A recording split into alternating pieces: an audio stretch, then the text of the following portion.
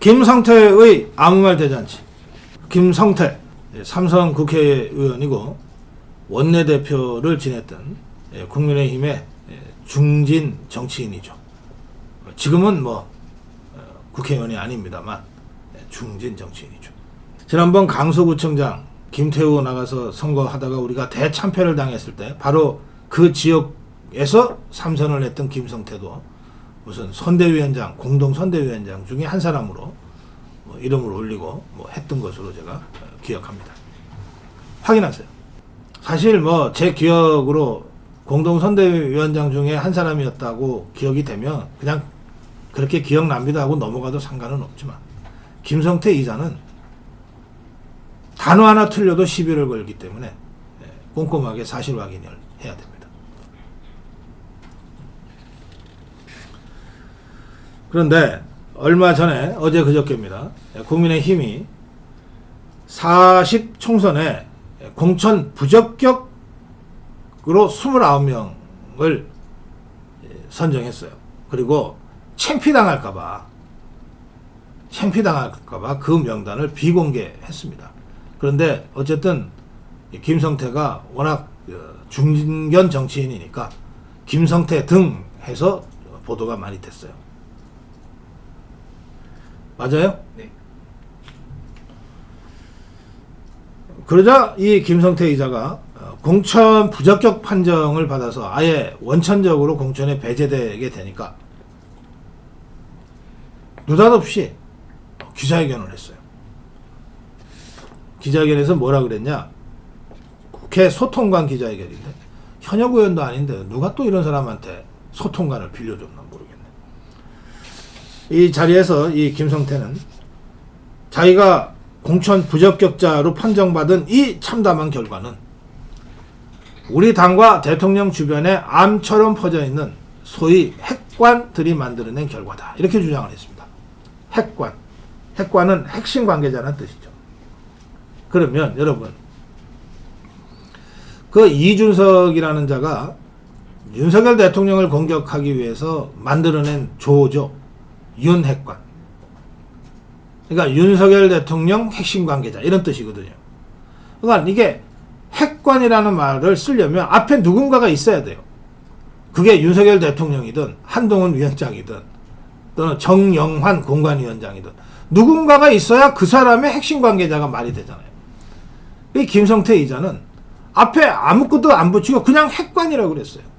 핵심 관계자. 이 누굴 얘기하는 겁니까 도대체? 앞에 보면 우리 당과 대통령 주변에 암처럼 퍼져 있는, 그러니까 싸잡아서 비난하는 거예요. 싸잡아서. 그러면서 이 핵관으로 박성민과 이철규 두 사람을 지목을 했어요. 김성태는 기자회견에서 이렇게 얘기했습니다. 박성민 의원을 비롯한 흔히 말해 대통령 측근이라고 자처하는 인사들이 이미 자신들의 입맛에 맞는 총선 구도를 만들고 지역 공천까지 자신들이 설계했다. 이렇게 주장했는데, 자, 윤핵관이라고 이준석이라는 자가 공격을 해댔던 사람 중에 장제원 의원 불출마 선언했고 지금 중앙 정계에 아예 얼굴을 나타내지 않고 있어요. 권성동 지역에 내려가서 거의 중앙 언론에 이름을 올리지 않고 있습니다. 윤한홍 어디 있는지 모르겠어요. 유일하게 이철규 의원 하나만 인재영입위원장을 맡았던 이유로 한동훈 비대위 체제에서도 인재영입위원장 공동으로 맡고 있고 인재영입위원장이기 때문에 인재영입을 해온 사람이기 때문에 공관위에 들어가서 지금 일을 하고 있는 거예요. 박성민이 여기서 왜 나오는지 모르겠어요.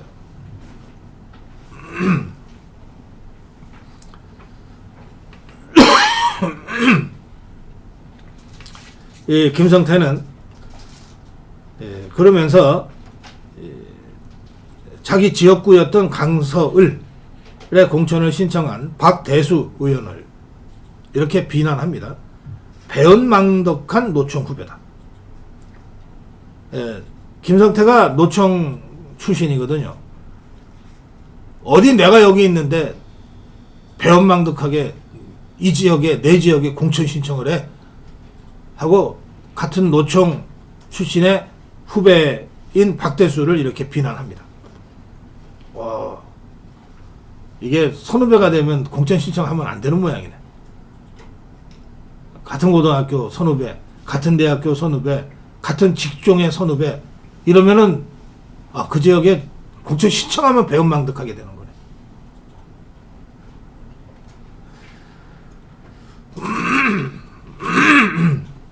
그러면서 박성민 의원이 공관위에 들어가 있는 핵심 인사를 통해, 이 공관에 들어가 있는 핵심 인사가 아마 이철규 의원인 것 같아요. 김성태를 컷오프 시키고 박대수를 강서을에 공천해야 한다.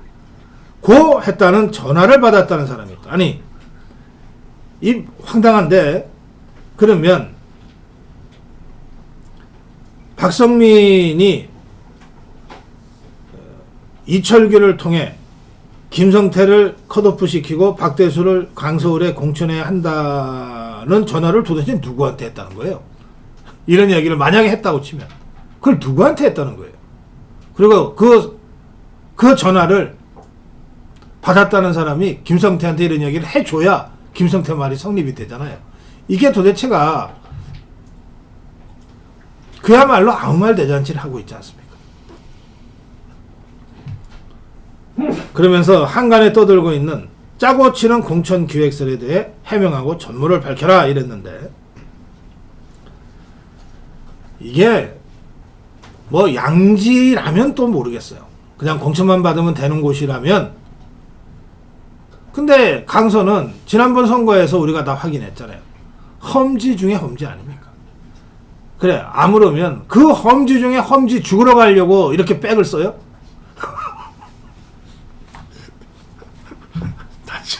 아니, 이런 것은 출마하겠다는 사람이 있으면 상고초려해서 업어서라도 공천을 줘야지. 그렇지 않을까요, 여러분?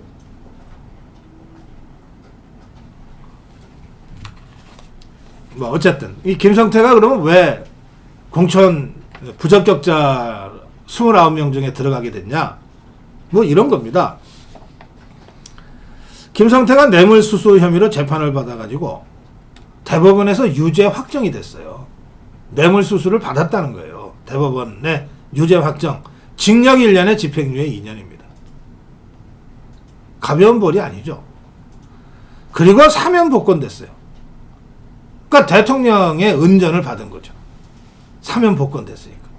그러면 그걸로 감사히 생각하고 남은 여생 사회를 위해서 봉사하면서 살아야지.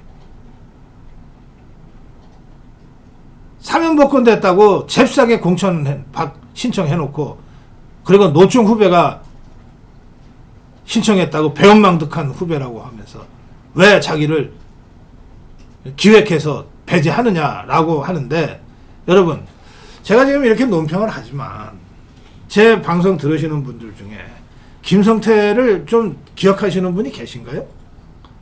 김성태가 그 정도 거물입니까? 그 정도 거물이라서 뭐 기획하고 공천하고 이 김성태 하나를 겨냥해서 룰을 만들겠어요?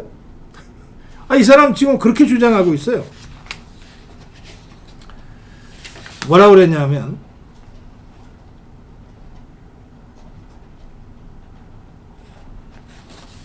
하여튼 서울 강서 지역에서 김성태보다 경쟁력 있는 대안이 있으면 밝혀라. 이 공천 이해할 수 없다. 막 이런 식으로 주장을 해요. 나는 채용 비리범이 아니다. 하늘의 맹세코 부정한 청탁을 하지 않았다. 자, 대법원의 확정 판결이 유죄로 났는데 자기가 아니라고 빡빡 우기면 누구 말을 믿어야 됩니까? 세상의 모든 도둑놈들이 대법원 확정 후에도 나는 결백하다고 주장하고 감옥을 살아요. 감옥에 가서 살인범이든 강도든 도둑놈이든 물어보세요. 사실은 내가 죄를 졌어요. 라고 고백하는 자가 단 하나라도 있을 것 같습니까? 저는 김성태의 하늘의 맹세코 부정한 청탁을 하지 않았다는 주장보다는 3심을 거쳐서 대법원에서 유죄로 확정 판결한 법원의 판결을 더 신뢰합니다. 자, 그건 그렇고, 이 뇌물수수로 대법원에서 징역 1년에 집행유예 2년 한 다음에 사면복권까지 받았어요. 이 사면복권 못 받은 사람들도 수태 많습니다. 이 김성태는 특혜를 받은 거예요. 그런데 다른 범죄는 몰라도 뇌물 관련 범죄는 집행유예 이상의 형을 받으면 사면복권이 되더라도 공천에서는 배제한다. 이게 공관위의 방침이에요. 그런데 이 공관위가 그래 고작 김성태 하나 배제하려고 이런 룰을 세웠겠어요? 그럼 이 룰이 잘못된 겁니까? 이렇게 룰을 엄격하게 적용함으로써 저 더불어민주당 온갖 범죄꾼들이 우글거리는 더불어민주당보다는 확실하게 도덕성, 윤리적인 기준에서 국민의힘이 앞서간다는 것을 대내외에 선포해 왔던 거 아닙니까? 이 룰이 잘못됐어요? 아무러면 이 룰이 딱 그 김성태 하나 배제하려고 만들었던 그런 위인설관식 룰이었겠느냐고요. 더구나 이건 공관위가 만든 것도 아니에요. 자, 김성태를 배제한 핵심으로 지목된 이철규의 이야기를 들어보겠습니다. 이철규 의원은 김성태의 기자회견이 있은 후에 기자들과 만나서 이렇게 얘기했습니다. 원내대표까지 여기만 당 중진이 할 말과 못할 말은 가려서 해야지. 말 조심하라고 하라. 책임 있는 위치의 사람이 말을 이렇게 함부로 막 하느냐. 아무 말 대잔치 하면 안 된다. 사면 복권자 관련 규정은 공관위와 관계없이 그 전에 활동했던 총선 기획단이 이미 만들어 놓은 기준이었다. 우리가 최소한 이런 부분에 있어서 더불어민주당과는 달라야 할 것 아니냐. 본인은 서운할지 모르지만 이게 현실이다. 왜 남을 원망하느냐. 왜 남을 원망하느냐. 뇌물 받은 건 자기인데 왜 우리를 원망하느냐. 공천관리를 하는데 어떻게 김성태 한 사람이 기준이 될 수 있겠느냐. 그 김성태 배제하려고 이런 규정 만든 거 아니다. 국민 눈높이에 의해서 만들어진 거다. 그리고 하고 싶은 얘기가 있으면 나한테 와서 정면으로 나 앞에서 하라 그래라.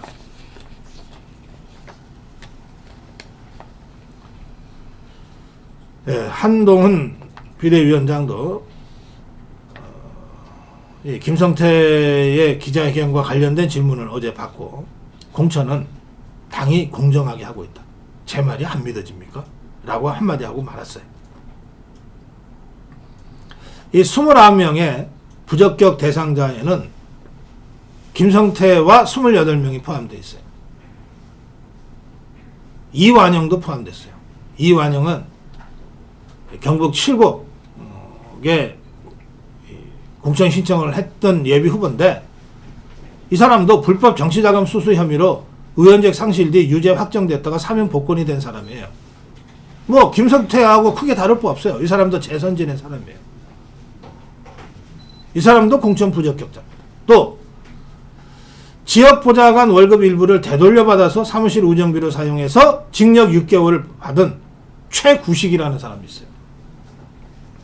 이게 진주 국회의원인데 국회의원이었는데 이 사람도 작년에 사면 복권됐지만 이번에 부적격 판정 받았어요.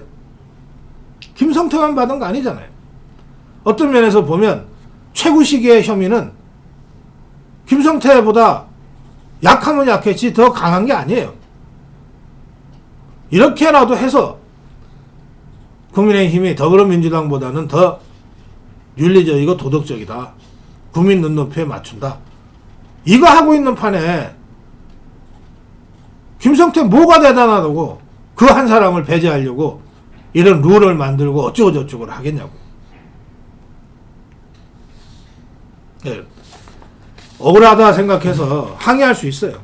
그러면 좀 포인트를 잘 잡아서 하든지. 다음으로 가겠습니다. 네, 공천 조정은 당 지도부의 의무다. 당 지도부는 지금 뭘 해야 됩니까? 총선 승리를 위해서 할 수 있는 모든 걸 해야 되잖아요. 그거 하라고 당 지도부 한동훈 비대위 띄워놓은 것 아닙니까? 그거 하라고 정영환 공관이 띄워놓은 것 아닙니까? 그거 하라고 한동훈 이철규 공동 인재영입위원회 띄워놓은 것 아닙니까? 어떠한 주장도 당의 총선 승리보다 더 앞서는 건 있을 수 없어요. 지금은. 그래서 당 지도부는 마땅히 총선 승리에 지장을 준다 싶으면 과감하게 쳐버려야 되고, 총선 승리에 도움이 된다 싶으면 그게 어떤 일이든 뛰어들어서 해내야 되는 거예요.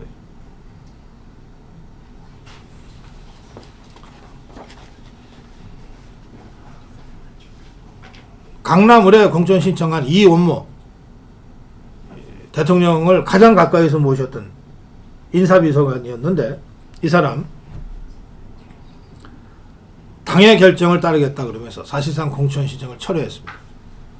대통령 가까이 모신 사람이 공천만 받으면 되는 광남을 같은데 신청해서 이게 되겠느냐, 이런 비판 여론이 비등하자 곧바로 공천 철회하고 당의 결정에 따르겠다고 몸을 낮춘 겁니다. 이런 식으로 해야 돼요. 박진이라고 해서 예외가 될 수 있습니까?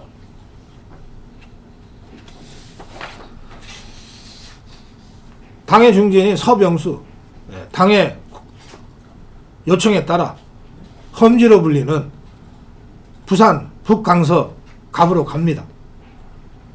당의 또 다른 중진 김태호, 당의 요청에 따라서 고향 거창을 떠나 양산을 험지로 가서 김두관이를 찾겠다고 하고 있습니다.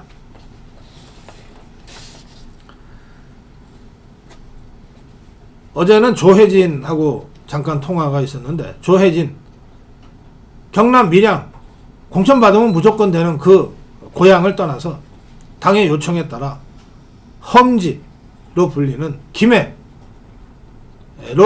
가기로 마음을 굳힌 것 같습니다. 당이 이렇게 우리 당의 현역 의원들, 중진들 중에 경쟁력이 있다고 생각되는 사람들을 좀 어려운 지역에 전략적으로 재배치하는 것은 당의 의무입니다. 그 지역 국회의원들, 그 지역 고향이고 연고가 있고 그런 것 때문에 저 사람 저쪽으로 가서 한 석이라도 더 가져와야 되는데 라고 생각은 하면서 그냥 눈치나 보고 있으면 그게 당 지도부라고 할 수 있습니까? 당 중앙이 그런 면에 있어서 유연한, 그러면서도 과단성 있는 전략적 결정들을 해내야 돼요. 조정 필요하면 해야 됩니다. 지금 김기현은 공천만 받으면 되는 남구 을에 다시 출마하겠다고 그러고 있는데, 당 일각에서는 북구로 보내자. 거기는 더불어민주당이 그 국회의원을 하고 있는, 상대적으로 울산에서는 상대적으로 좀 어려운 곳이에요. 그러니까 기왕에 울산에서 출마를 고집한다면 울산에서 딱 한 지역 더불어민주당이 국회의원 하고 있는 북구로 가서 그러면 한번 해봐라 라고 조정해 주자, 이런 주장들이 일각에서 나오고 있어요. 그것조차 거부한다면 정말 컷오프 시켜버려야죠. 저는 중앙당이 이렇게 조정에 들어가는 지역이 앞으로도 계속 있을 수밖에 없다고 생각합니다. 제가 마포갑 상황 설명드렸지 않습니까? 현역 의원 셋이 끝까지 가보자고 하면 경쟁력 있는, 나름대로 경쟁력 있는 현역 의원 두 사람은 누군가는 탈락을 해야 되는데 왜 그렇게 가냐. 수도권에 사람도 마땅치 않은데 해서 조정에 들어갔잖아요. 그래서 최승재 광명 갑으로 가고 이용호 서대문 갑으로 가고 이렇게 조정하는 것은 중앙당이 마땅히 해야 될 의무예요. 책임입니다. 저는 앞으로도 이런 식의 전략적 조정이 전국적으로 이루어질 거라고 보고 또 과감하게 해내야 된다고 생각합니다. 그걸 하라고 정권을 준 거예요. 그리고 그런 조정에, 그런 중앙당의 전략적 조정에 이유 없이 대들고 항의하면 가차없이 출당시켜버려야 됩니다. 지금 좌고우면할 시간이 없어요. 김기현에게도 하도 그래 싸니까 마지막 기회라고, 그럼 울산 북구 민주당 현역과 한판 붙어봐 라고 하는 정말 특혜와 같은 마지막 기회를 주는 거예요. 거부하면 더 이상 생각할 필요 없어요. 정리하고 가야죠. 네, 정론 일침이었습니다.